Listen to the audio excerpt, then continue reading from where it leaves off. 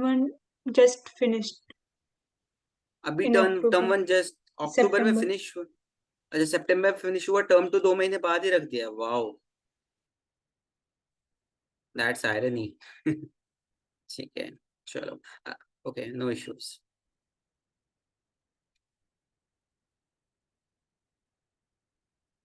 ठीक है हमारा, आपको बिल्कुल ऑनेस्ट रहना है क्लास में और बिल्कुल रेगुलर रिवाइज करके आना है।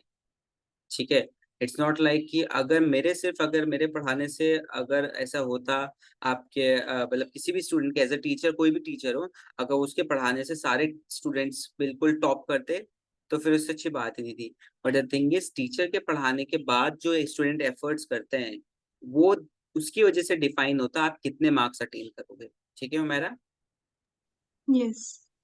ग्रेट। ओके हमारा, so let me share my screen and start से हम लोग ग्रेविटेशन करते हैं। हमारा, could you please turn on the video so that we can have face to face interaction at least. उससे क्या होगा, क्लास में एक इंटरेक्शन होता है तो आपको बेनिफिशियल रहेगा आपके लिए। Great, okay. सो हमारा, थोड़ा सा हम लोग बेसिक से करते हैं। देखो, मैं बेसिक से ही कराऊंगा आपको, जो जो चीजें आ रही होंगी हम लोग उस पर ज्यादा फोकस करेंगे, जो नहीं आ रहा होगा उसको हम अभी ज्यादा टारगेट नहीं करेंगे। हमारा मेन मोटिव है it's to basically do the revision, do the completion of the topic which is coming, right. Okay, now हमारा, let's talk about the gravity. So gravity को बेसिक से स्टार्ट करते हैं। आपने देखा होगा, do you understand Hindi and English both? I think you are from Hyderabad, आप, right? So Yes. so do you speak Hindi as well or Urdu maybe? Yes. Okay, okay, great. Okay, Mera. So okay, in this chapter we are going to discuss the gravitation and gravity. So आपने देखा होगा, बहुत basic से ही बात करते हैं कि आपने देखा है कि भाई जो न्यूटन थे, राइट, आइजैक न्यूटन, उनको ग्रेविटी कैसे मिली? एक पेड़ के नीचे बैठे थे, सेब एप्पल उनके सर पे गिरा, ग्रेविटी डिस्कवर हो गई। अगर वो नहीं गिरता तो सोचो हम कितने सुकून में होते आज, हमें इतनी फिजिक्स नहीं पढ़नी होती। बट अल्टीमेटली अब गिर चुका है एप्पल, 400 साल पहले की बात है, we have to do it right now. अब वही चीज पढ़नी है, राइट। सो अब gravitation basically is a force in the universe which attracts every body in, right. अभी सपोज करो you are sitting in Dubai, Jeddah right now, and you have basically laptop in front of you, right हमारा। So basically, Humera, when you and your laptop are there in a room, so you both are basically exerting some force. You are also exerting some force on the laptop, and laptop is also exerting. So एक kind of attractive force है आपके और आपके laptop के बीच में। और ये जरूरी नहीं कि सिर्फ दो ही, मतलब आपके सिर्फ लैपटॉप, आप अगर सोफे पर बैठे हो, बेड पर हो, टेबल पर हो, कहीं भी, हर एक एक चीज जो आपके रूम में है, हर एक एक चीज जो यूनिवर्स में है, आप उसको अट्रैक्ट कर रहे हो और वो चीज आपको भी अट्रैक्ट कर रही है। Everything in the universe attracts each other, and that's why the gravitational force is called universal force. Clear हमारा? Yes. ठीक है, so gravitational force is very important. ठीक है, सो अभी हमारा, मैं क्या करूंगा, आपको स्क्रीनशॉट्स दे दूंगा जो नोट्स होंगे। ठीक है, यहाँ से स्क्रीनशॉट्स दे दूंगा मैं, आप उनको जस्ट डेफिनेशन वाले पोर्शन को आप अपने साथ रिवीजन के तौर पर रख सकते हो। बाकी प्रॉपर नोट्स आपको अभी क्लास के बाद मिल जाएंगे, कल तक मिल जाएंगे, right. Yes. So here is the definition, Humera. So every body in the universe that attracts every another body with a force called gravitational force or force of gravitation. And gravitation is the force between any two objects. It's not like कि सिर्फ living beings के बीच में होगी या फिर non living being, कुछ भी हो सकता है, living non living, living living, non living non living, हर एक एक बॉडी, कोई सी भी टाइप की बॉडी हो, लिविंग है या नॉन लिविंग हो, सबके बीच में फोर्स ऑफ अट्रैक्शन यानी कि ग्रेविटेशनल फोर्स रहती है। क्लियर हो मेरा? Yes. ग्रेट। अब बात करते हैं gravity. Gravity basically specifically defined है अर्थ के लिए। अब हमारा, सपोज करो आप स्टैंड अप हो और जंप करने लगो, तो जंप करने के बाद आप थोड़े से ऊपर हवा में जाओगे, फिर वापस आ जाओगे, थोड़े से ऊपर हवा में जाओगे, फिर वापस आ जाओगे। क्यों? क्योंकि एक फोर्स है जो आपको पुश कर रही है सरफेस की तरफ। यस और नो हमारा? Yes. अगर आप कोई चीज नीचे ड्रॉप करते हो, दैट विल ड्रॉप, तो वो अट्रैक्ट क्यों हो रही है? वो जाने को तो ऊपर भी जा सकती है, बट द थिंग इज कुछ फोर्स अट्रैक्ट करी सरफेस की तरफ, उस फोर्स को हम लोग बोलते हैं gravity. Gravity of earth, the gravity is the force of attraction between earth and the object lying on और near the surface. So near the surface हो या ऑब्जेक्ट आसपास हो सर्फेस के, जो जिस फोर्स से वो अट्रैक्ट होता है उसको क्या बोलते हैं हमारा, हम लोग ग्रेविटी बोलते हैं। Is that clear Vijay? yes sir. आपने देखा होगा कोई भी चीज आप ऊपर फेंकोगे वो वापस नीचे आ जाती है, क्यों? ग्रेविटी उसको नीचे पुल करती है। ठीक है, अब हमारा आपको बच्चे ये मालूम है कि अगर एक्सेलरेशन है तो एक्सेलरेशन किस वजह से आता है बच्चे, आपको मालूम है ये? Yes, because of gravity. नहीं, ग्रेविटी तो है। सपोज करो मतलब अगर एक्सेलरेशन है, ग्रेविटी आप कह रहे हो, ठीक है, एक्सेलरेशन के पीछे का मेन रूट कॉज क्या है? हम लोगों ने force and laws of motion में अगर ये पढ़ा है बच्चों कि अगर एक एक्सेलरेटेड बॉडी है, अगर बॉडी मूव कर रही है एक्सेलरेशन पे, उसके पीछे का रूट कॉज होता है फोर्स। आप कुछ फोर्स एक्सर्ट करोगे तभी तो उसका एक्सेलरेशन वेलोसिटी चेंज होगी ना हमारा, राइट? यस और नो? Yes. ठीक है,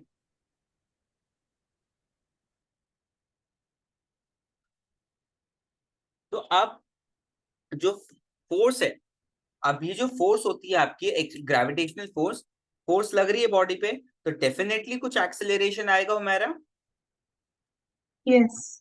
राइट? अब उसी एक्सेलरेशन के बारे में हम लोग पढ़ेंगे।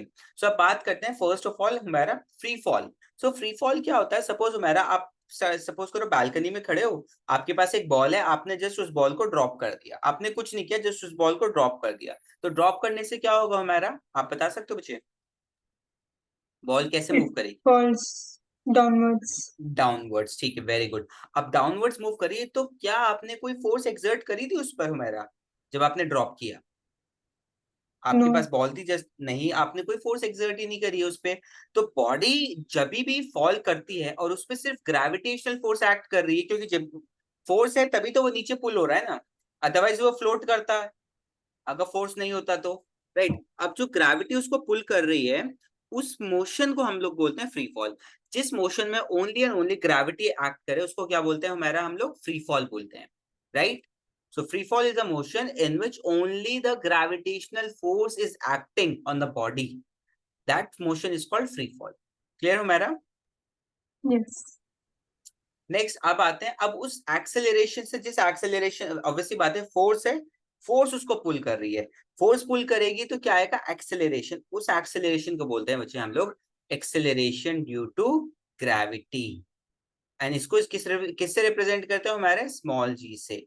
और इसकी वैल्यूज क्या क्या होती हैं आपकी, इधर 9.8 मीटर पर सेकेंड स्क्वायर बचे, राइट, और 10 मीटर पर सेकेंड स्क्वायर, ये दो वैल्यूज होती हैं, यस और नो हमारा, आपके अर्थ पर, Yes. राइट? सो इसी को हम लोग बोलते हैं एक्सेलरेशन ड्यू टू ग्रेविटी। आप मुझे बताओ मेरा यहाँ तक कोई डाउट आपको? No. No doubt. चलो ठीक है, ठीक है। अब एक्सेलरेशन ड्यू टू ग्रेविटी के बाद में एक छोटा सा और बेसिक सा आपको आइडिया दे देता हूँ कि वेट क्या होता है। आपको पता है हम लोग कहते हैं कि मेरा वेट कितना है, 60 केजी है, बट एक्चुअल में वो वेट नहीं बोल होता हमारा 60 केजी, हमारा वो मास होता है। सपोज करो आपके अंदर suppose 40 KG amount of matter है, अब आप क्या बोलोगे कि आपका मास कितना है हमारा, 40 केजी। अब जिस उस स्पेसिफिक मास है उसको अर्थ अट्रैक्ट करेगी तो एक्सेलरेशन आएगा उस बॉडी पर, यस और नो हमारा, हर एक बॉडी पर एक्सेलरेशन आएगा। सो जिस एक्सेलरेशन से वो बॉडी नीचे जाती है या फिर अट्रैक्ट होती है उसको हम बोलते हैं weight, weight of a body. So ये मास होता है आपका, ये acceleration. According to second law of motion, force is nothing but mass into acceleration. So आपका weight is a force and mg is basically the quantity जिससे आप define कर सकते हो वेट को। क्लियर हो मेरा? Yes. कोई डाउट आपको? No. पक्का श्योर?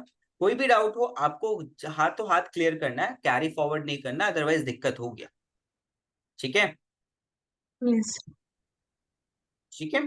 सो वेट होता है आपका बेसिकली,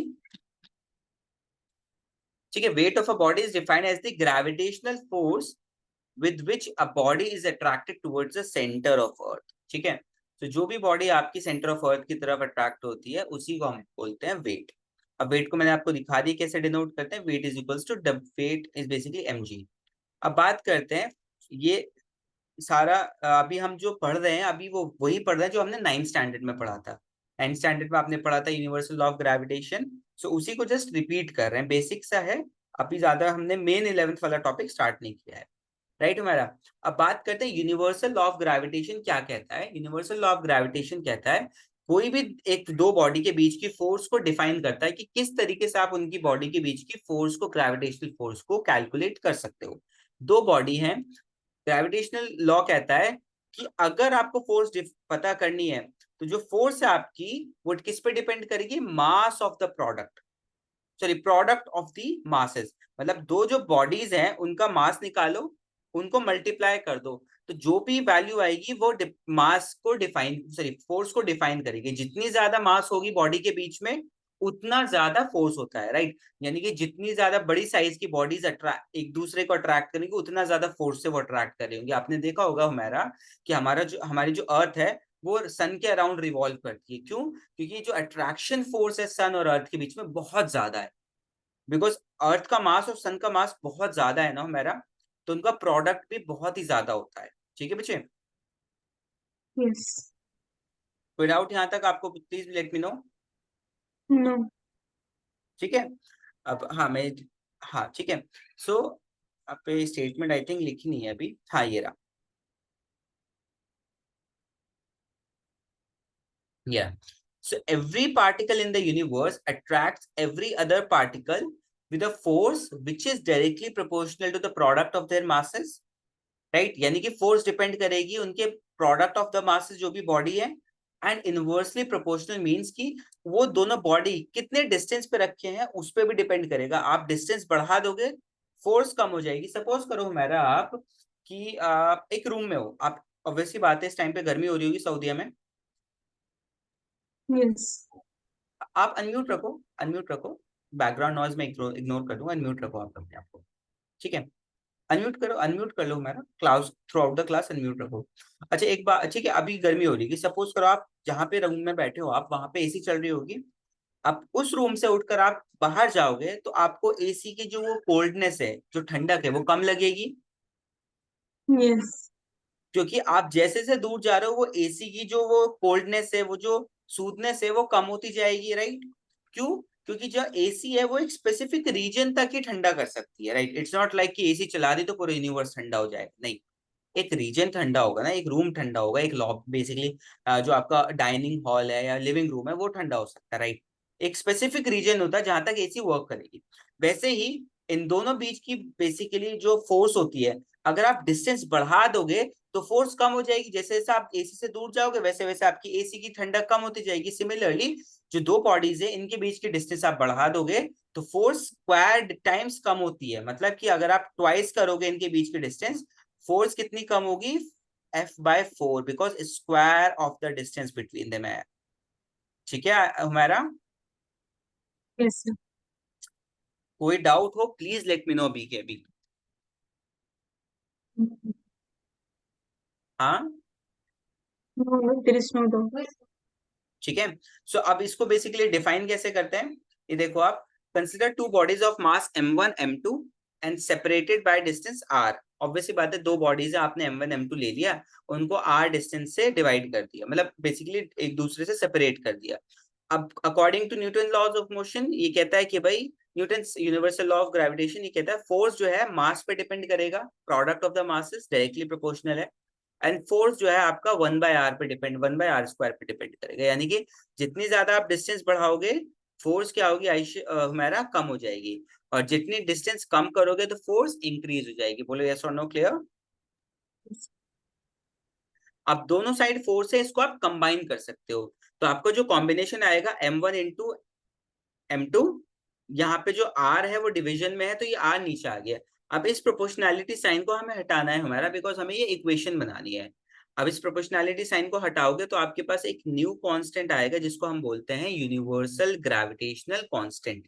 क्या बोलते हैं हमारा इसको, यूनिवर्सल ग्रेविटेशनल कांस्टेंट। ठीक है, अब इस कांस्टेंट की जो वैल्यू होती है हमारा वो मैं बता देता हूँ आपको, 6.67 होती है इंटू 10⁻⁻11, और 6.7 होती है इंटू 10⁻⁻11 न्यूटन मीटर स्क्वायर पर केजी स्क्वायर। यानी ये जो वैल्यू होती है ये बेसिकली अर्थ आप कहीं भी चले जाओ यूनिवर्स में सेम रहेगी। ये वैल्यू किसी चीज पर डिपेंड नहीं करती है, इसीलिए इसको क्या बोलते हैं, universal law of universal gravitational constant. Clear मेरा? Yes sir. ठीक है, इसको हम लोग क्या बोलते हैं बच्चे, यूनिवर्सल ग्रेविटेशनल कांस्टेंट। अब क्वेश्चन कहता है कि भाई ठीक है, अब डेफिनेशन निकालनी है अगर आपको तो कैसे निकल सकती है। आप हमारा, आप सपोज करो दो बॉडीज आपने ले ली, मास 1 मास 2, दोनों का मास 1 1 kg ले लिया आपने, और क्या ले लिया आपने, उनके बीच का डिस्टेंस क्या ले लिया, वो भी 1 मीटर ले लिया। तो अब जो फोर्स है किसके बीच, यहाँ पे देखो 1 सब्स्टिट्यूट करो, 1 × 1 डिवाइडेड बाय 1, तो 1 ही आएगा हमारा। यस। अब 1 × 1 तो F किसके बराबर आ गया हमारा, G के। जी। यस और नो? अब जो एफ यस। जी के बराबर आया हमारा, यानी कि हम कह सकते हैं कि अगर आपका मास 1 kg है किसी भी बॉडी का, दोनों बॉडीज का, और उनके बीच के डिस्टेंस भी 1 मीटर है, तो हम लोग जो फोर्स आएगी वो किसके बराबर आएगी हमारा, आपकी ग्रेविटेशनल कांस्टेंट के। The universal gravitational constant may be defined as the force of attraction between two bodies of unit mass. का मतलब क्या है हमारा, unit mass means 1 kg। Unit की वैल्यू कभी भी आ जाएगी तो वो 1 में आती है, और unit distance apart means 1 metre के डिस्टेंस पे रखे हुए हैं वो। ठीक है हमारा? Yes sir. ग्रेट। अब देखो इसकी वैल्यूज यहाँ पर निकलती है। अच्छा, इसके डायमेंशंस बहुत इंपॉर्टेंट है हमारा। डायमेंशंस आपको आती है मुझे कैसे निकालते हैं? यस। अब ठीक है, अब मैं देखो निकाल के दिखाता हूँ। अब मुझे जी की वैल्यू निकालनी है, तो जी के फॉर्मूला होता है आपका F r² upon m1 m2। ठीक है, अब यहाँ सब्स्टिट्यूट करता हूँ मैं। ठीक है, F की वैल्यू क्या होगी आपकी, mass into acceleration which is m/L/t - 2। r² means length का स्क्वायर है, divided by m1 × m2 nothing but m² है। तो हमारा सीधी थिंग बचे, m2 है, अगर इसको डिनोमिनेट न्यूमरेटर में लेके जाएंगे तो इसकी पावर +2 से क्या चेंज होगी हमारा, -2। -2। वेरी गुड बच्चे, करेक्ट। ठीक है, ये पावर हो जाएगी आपकी -2 इंटू m। अब देखो l, यहाँ पे l की पावर 1 है, l की पावर 2 है, तो l की पावर कितनी आ जाएगी फाइनल वाली हमारा, 3। Very good. t की पावर -2 रहने दो। अब यहाँ हमारा, यहाँ -2 है और यहाँ 1 है, तो ऐड करने पे कितना आना चाहिए हमारा, ये -1। -1 l³ t - 2। आपका ये क्या आ गया हमारा बच्चे, डायमेंशनल फॉर्मूला। बहुत इंपॉर्टेंट है, आपका 1 मार्क का एमसीक्यू हो सकता है ये, कि भाई dimensional formula of G is what. आपको ऑप्शंस दे देगा, आपको डिफाइन ऐसे निकालना पड़ेगा। अब बेटर होगा आप याद कर लोगे तो आपको आसानी से 5 सेकंड में इसका आंसर दिख जाएगा। क्लियर हो मेरा, कैसे निकालते हैं बच्चे, पता लग गया आपको? यस। ठीक है, वेरी गुड। ठीक है, अब बात करते हैं हमारा। ठीक है, सारी चीजें मैं नोट्स में शेयर करवा दूंगा, डोंट वरी। अगर नहीं भी मिलेंगे तो मैं स्क्रीनशॉट्स भी दूंगा आपको ये। ठीक है, अभी अगर नहीं मिले एक आध दिन में तो स्क्रीनशॉट्स भी शेयर कर दूंगा आपके साथ। अच्छा, एक चीज और, अब यूनिट निकालनी है, ऐसा यूनिट कैसे निकाल दोगे मेरा। अब आपको पता है कि भाई फोर्स की यूनिट क्या होती है, न्यूटन। मेरा डिस्टेंस की यूनिट क्या होती है बच्चे, मीटर। मीटर। अगर मीटर का स्क्वायर करोगे तो क्या आएगा, मीटर का मीटर स्क्वायर स्क्वायर। करोगे तो metre square, divided by m1 और m1 दोनों किस वैल्यू में होंगे, केजी में होंगे, ग्राम्स में होंगे, केजी। केजी। अब केजी इंटू केजी करोगे तो केजी स्क्वायर, तो आप इसको ऊपर ले जाओगे तो ये आ जाएगा न्यूटन पर metre square by kg square. तो यही तो मैंने आपको बताया था ना अभी, देखो। तो ये होता है एसआई यूनिट, होता है आपका ग्रेविटेशनल कांस्टेंट का। क्लियर हो मेरा? यस। कोई डाउट आपको? नो। वेरी गुड बच्ची। तो ये तो बेसिक था।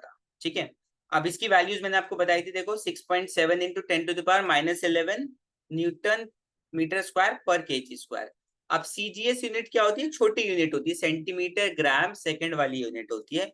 इसमें जो वैल्यू आएगी वो आएगी आपकी 6.7 × 10⁻−8 9 सेंटीमीटर स्क्वायर पर ग्राम स्क्वायर। ये आती नहीं है, ऐसा यूनिट याद रखना है आपको। ठीक है मेरा? यस। कोई डाउट आपको, please let me know. No. एक सेकेंड आप just give me a moment हमारा, ठीक है, एक सेकंड।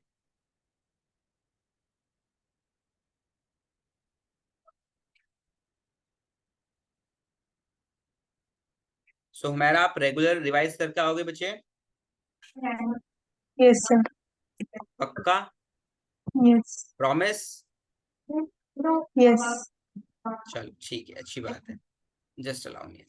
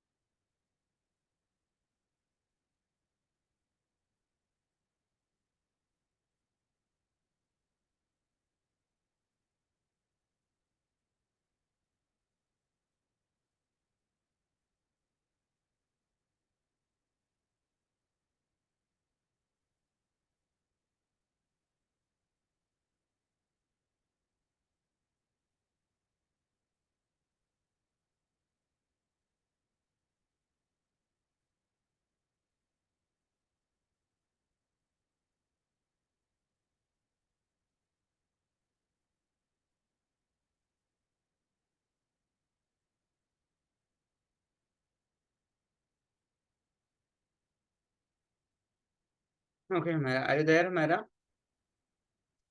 yes sir, ठीक है, चलो अब वो हमें डिस्कस करना है। अब ये सब एविडेंसेस आपके उसमें नहीं है, बट हाँ थोड़ा सा आप ये देख लेना कि मैं आपको ये बता देता हूँ कि इंपॉर्टेंट फीचर्स क्या होते हैं ग्रेविटेशनल फोर्स के। हमारा ये थोड़ा सा आ सकते हैं कभी कभार, बेसिक सा 1 मार्क्स है 2 मार्क्स का, कि लाइक बेसिकली आपके इंपॉर्टेंट फीचर्स क्या क्या होते हैं। पहली बात तो हमारा ग्रेविटेशनल फोर्स इंडिपेंडेंट होती है मीडियम के, यानी कि ग्रेविटेशनल फोर्स को मीडियम की रिक्वायरमेंट नहीं होती, क्योंकि स्पेस में आप जाओगे तो फोर्स, ग्रेविटेशनल फोर्स वहां भी है, जबकि वहां पे कोई मीडियम नहीं है, स्पेस में वैक्यूम है कंप्लीट, राइट हमारा। सो पहले इंपॉर्टेंट फीचर है। दूसरा फीचर है कि आपका जो यूनिवर्सल लॉ ऑफ ग्रेविटेशन है वो विदहोल्ड करता है आपका third law of motion. How? वो कहता है कि भाई हर एक बॉडी एक दूसरे को अट्रैक्ट कर रही है, तो according to third law of motion, अगर एक बॉडी एफ 1 न्यूटन की फोर्स एक्सर्ट करी तो दूसरी बॉडी भी सामने वाली बॉडी पर 1 न्यूटन की फोर्स एक्सर्ट करेगी, राइट हमारा। तो थर्ड लॉ ऑफ मोशन भी यहाँ पे जस्टिफाई करता है, ठीक है। एक चीज yes, और, ग्रेविटेशनल लॉ में हम लोग अज्यूम करते हैं जो मासेस है वो पॉइंट मासेस है, यानी कि वो बिल्कुल डॉट वाले मासेस है, क्योंकि अगर हमारा हम लोग साइज कंसिडर करने लगेंगे तो वैल्यूज चेंज होंगी, उनकी कैलकुलेशन टफ होती है, तो इसलिए हम लोग क्या अज्यूम करते हैं, पॉइंट मास अज्यूम करते हैं ऑफ दोज बॉडीज। क्लियर हमारा? yes sir, ये तीन बेसिकली फीचर्स आर इनफ, ठीक है। okay, अगर अभी एग्जाम में कभी आ गए तो आप ये लिख सकते हैं what are the important features, so that's how can be represented, ठीक है। एक सेकंड,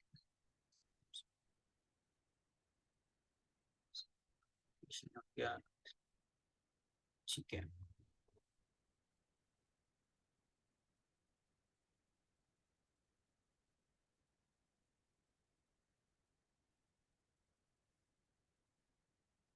ओके हमारा, सो ये क्वेश्चन देखो, फर्स्ट क्वेश्चन है बेसिक वाला एकदम। कह रहा है कि भाई आपको निकालनी है, फोर्स निकालनी है, दो बॉडीज गिवन है आपको, 1 kg मास है दोनों की बॉडी के, और 10 सेंटीमीटर के डिस्टेंस पे वो रखे हुए हैं। जी की वैल्यू ऑलरेडी गिवन है, चलो ठीक है करते हैं। अच्छा एक चीज और हमारा, कभी कभार एग्जाम में जी की वैल्यू नहीं लिखी हुई होगी तो आपको याद करनी होगी जी की वैल्यू, इतना सीबीएसई में आपका अज्यूम करके चलते हैं कि आपको जी की वैल्यू मालूम होगी, राइट। सो आपको याद करनी पड़ेगी बच्चे ये वैल्यू, ठीक है। Okay sir. ओके, मैं आपको सॉल्व करके दिखाता हूँ क्वेश्चन। तो सबसे पहले सारी वैल्यूज लिख लेते हैं। दोनों मास कितने हैं, m1 और m2 कितने केजी के हैं हमारा, 1 kg। 1 केजी। जिनके बीच का डिस्टेंस है वो कितना है, 10 सेंटीमीटर। तो क्या हम 10 सेंटीमीटर डायरेक्टली यूज कर सकते हैं हमारा, No, we have to convert it to meter. Metre. So कैसे करेंगे, 100 से डिवाइड देना होगा हमें, बिकॉज एक 1 मीटर में 100 सेंटीमीटर होता है। तो ये आ जाएगा आपका 0.1 मीटर। क्लियर हो मेरा। Yes. अब वैल्यू सब्स्टिट्यूट करते हैं बच्चे।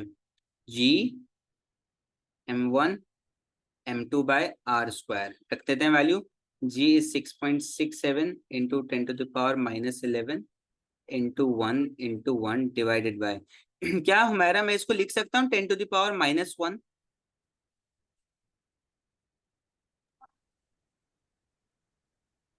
Yes. देखो ना, ये 0 से 0 कैंसिल हुआ, 1/10 हुआ, तो 1/10 को अगर मैं ऊपर लेके जाता हूँ तो 10⁻⁻1 हो जाएगा ना बच्चे। Yes. तो यहाँ पे क्योंकि डेसिमल को यूज करना थोड़ा सा टफ हो जाएगा आपके लिए, इसलिए मैं ये बता रहा हूँ। अब ये देखो 10⁻⁻1 है, मल्टीप्लाई करो 2 से, क्या वैल्यू होनी चाहिए हमारा, 10 to हाँ -2.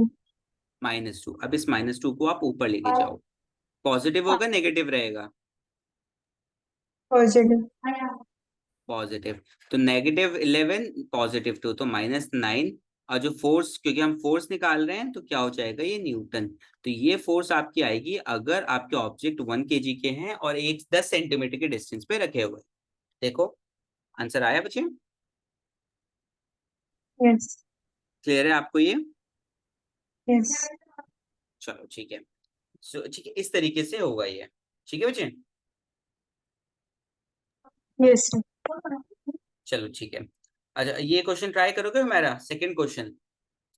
कैलकुलेशन थोड़ी सी ज्यादा होंगी, कैलकुलेटर यूज कर सकते हो अभी के लिए, बट एग्जाम में तो आपको मैनुअली करना पड़ेगा। अभी कैलकुलेटर इसलिए सो दैट आप जल्दी सॉल्व कर पाओ। ट्राई करो एक, अगर नहीं होगा तो मैं एक्सप्लेन करूंगा, बट एटलीस्ट ट्राई करो। मैं हिंट दे देता हूँ। जुपिटर का मास है 1.9 इंटू 10⁻27 केजी। सन का मास है 1.9 इंटू 10⁻30 केजी। अब जो जुपिटर और डिस्टेंस है सन के बीच की, वो है 7.8 इंटू 10⁻11 मीटर। बस कुछ नहीं करना, वैल्यू सब्स्टिट्यूट कर दो। जी की वैल्यू यहाँ पे नहीं गिवन, तो हमारा आपको जी की वैल्यू खुद से सब्स्टिट्यूट करनी पड़ेगी। That is 6.67 into 10⁻11। ठीक है बच्चे, Okay, sir. चलो जल्दी से इसको सॉल्व करो, मुझे बताओ।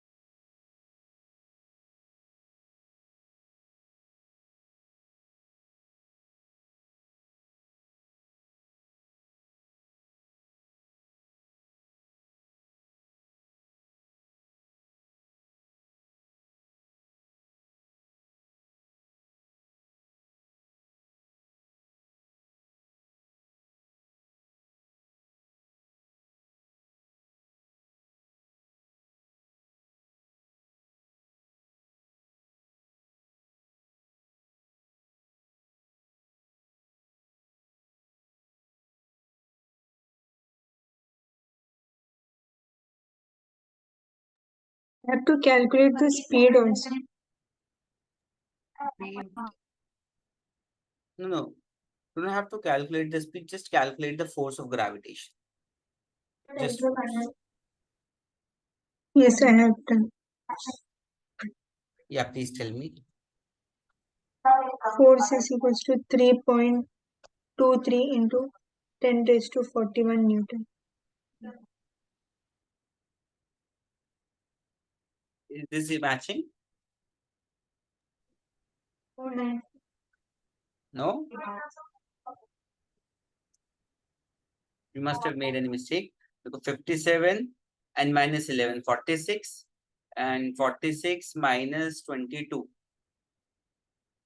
would be 24. Yes, I So- have not taken that R square. That's why, that's why you're getting 43, 42. Right? So when you will subtract that, you will, like, I think you got 4 point something, right? No, I got 3.23. 3.23. That means again you might have made mistake. Have you taken all the decimals? 6.67, 1.99, 1.9 upon 7.8? Acha, Yes. acha, one more thing, you have not taken the 7.8 square as well. So that's why. Yes. You have to divide it with the 7.8 as well. Okay. Hope this is clear, Humera. Yes. Okay. And for the velocity, if you talk about the velocity, so basically, Humera, whenever a circular motion is in the observation, the force acting in the circular motion, the force acting is called centripetal force. Have you heard about it? Centripetal. Yes. So centripetal force formula is F is equals to m v square upon r. Substitute all the values, whatever speed of Jupiter, speed of mass of Jupiter. Okay, that is basically, so it's velocity, sorry, my bad. Yeah. So the formula would be v square would be equals to F into R divided by m. So could you please tell me, Humera, what force you have to take? आपको वो force लेनी है उनके बीच की जो भी force निकल के आ रही है, दोनों मास सॉरी जुपिटर और सन के बीच की जो फोर्स है वही रिस्पॉन्सिबल है सेंट्रीपिटल फोर्स को अराइज करने के लिए, यानी कि सर्कुलर मोशन के लिए. तो इसलिए आपको यही वाली वैल्यू लेनी है into R divided by M. अब इसका स्क्वायर रूट लोगे आप तो आपको वेलोसिटी मिलेगी which is under root of F R upon M. Clear हो मेरा? Yes. ठीक है. सो इस तरीके से आपकी वेलोसिटी निकलेगी. ठीक है, दैट्स ग्रेट. अब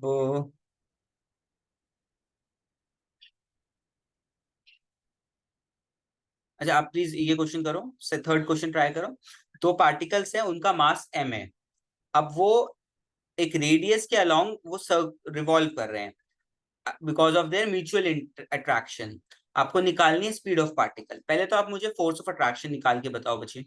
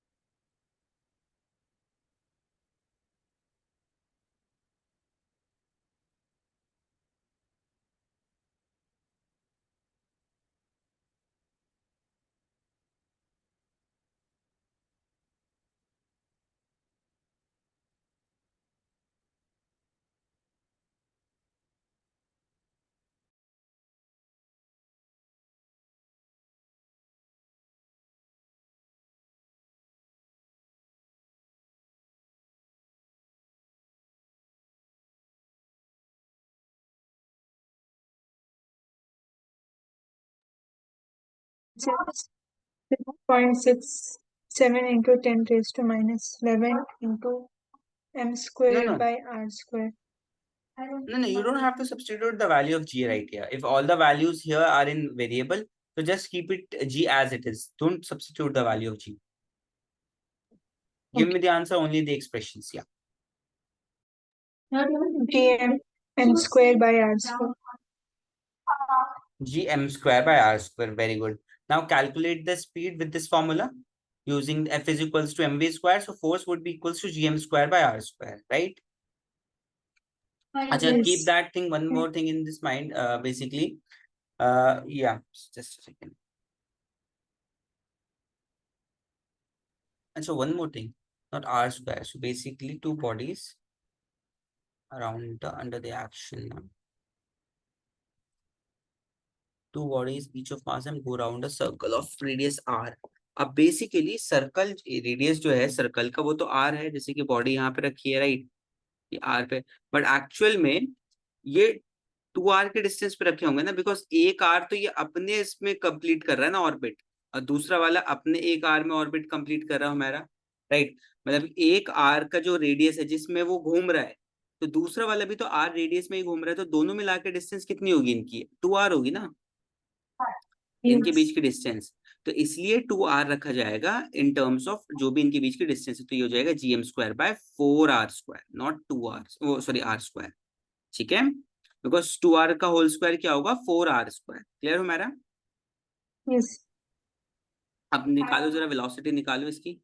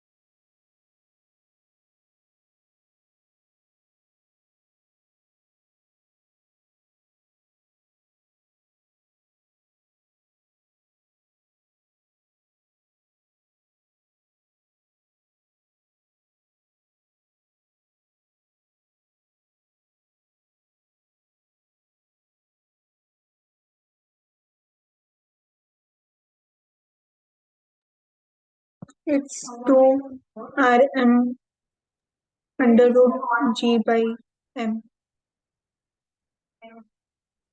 E. So it is the value. Substitute G m square upon r 4r square is equals to m v square upon r. Yes or no, Mara? R will cancel this r square, m will cancel this m square, right? What would happen? What is left? V square is left with G m by 4r, right? Take the square root of it, you will get the value. So it would become 1 by 2. If you wanted to take it outside, it would become G m by r. Did you get the same answer, Humaira? I got root GM. By r. So where did No, this not 4? by. So where is it Only 4 root. and r? So where is 4 and r?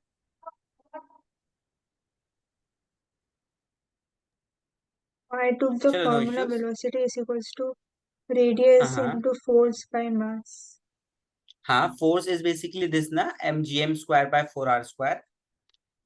Even you took that thing, radius basically velocity square is equals to f into r upon m. That you are saying ये आप कह रहे हो.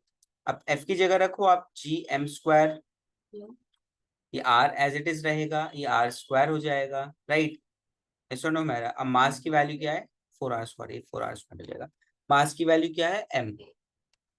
m से m square cancel हुआ, r से r square cancel हुआ, तो v square के बाद क्या बचा मेरा? g m upon 4r ही तो बच रहा है बच्चे.